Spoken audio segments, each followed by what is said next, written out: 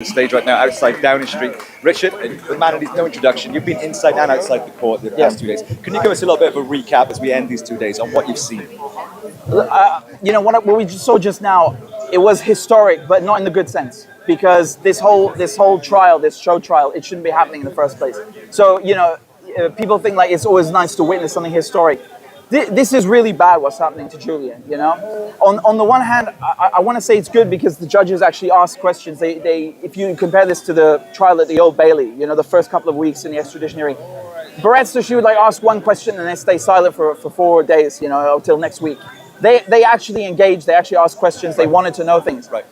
But they asked questions that gave the impression they had no idea what they're talking about. You know, for example, what happened just now in the last 30 minutes, they were asking Mark Summers, who's one of Julian's lawyers, they were asking him the names that are mentioned in the WikiLeaks publications, where, you know, all these US war crimes and torture have been exposed.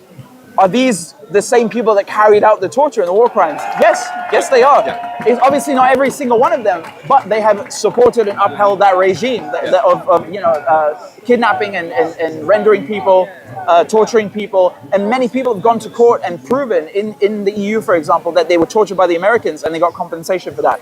Obviously, it can't make up for what happened to them, but this shows the value, not just the moral value, but the historic and legal value of what Julian Assange has done.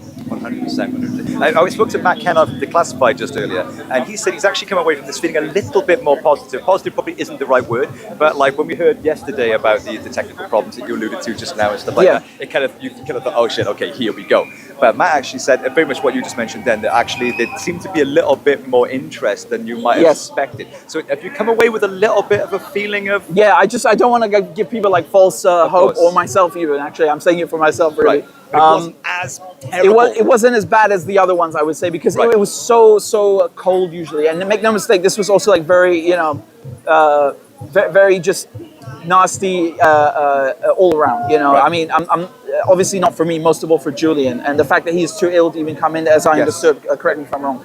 So, you know, but nevertheless, I have come away a bit more positive, a tiny bit, just because of the fact that they actually engaged. And also, I have to say, Mark Summers did a great job of actually, you know, it's reiterating and explaining, you know, what is at hand here. He really like laid it out so eloquently at times that, you know, I was like, I couldn't have done a better job myself.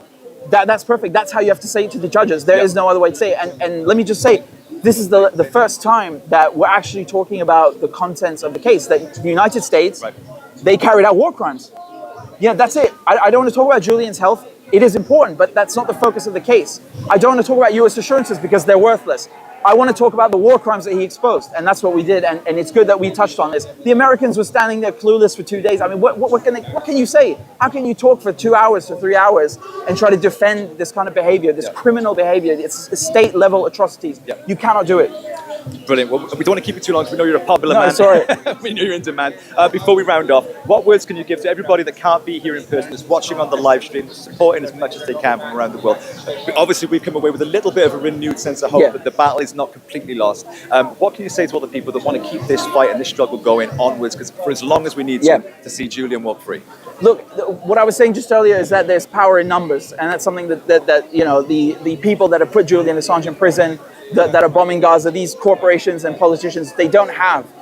So, you know, when you raise your voice, and I don't just mean this like as a cliche, I actually mean like coming out on the street, joining the marches, and also sharing the videos online. You know, there's something that explains the Assange case, share it, you know, engage with your friends and family, with coworkers, try to educate them about this, because the more that people know what's going on, it's very simple. You know, they're outraged. People are automatically outraged when they actually understand it, because the media, the fact they spend so much time and attention to poison people's minds against Julian, it shows you that, you know, he's done something right, he's done something courageous and virtuous. And so when you break it down simply, like, this guy's in prison because he exposed the US, you know, having committed war crimes, people get outraged because it is something to be outraged about. So please try to educate yourself and educate others after you have, you know, opened your own eyes, because it really it's worth its weight in gold.